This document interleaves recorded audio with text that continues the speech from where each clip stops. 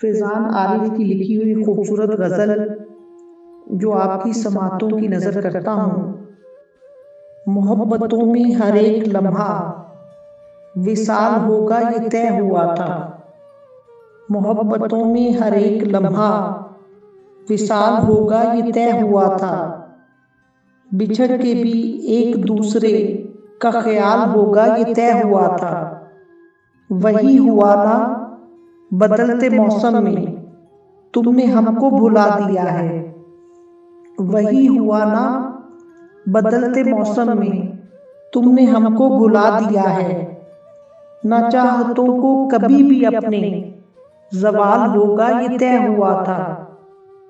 चलो के फैज़ान कश्तियों को डबो दे गुमनाम साहिलों पर। चलो के फैज़ान कश्तियों को डबो दे गुमनाम साहिलों पर। अब यहाँ से वापसी का न सवाल होगा ये तय हुआ था।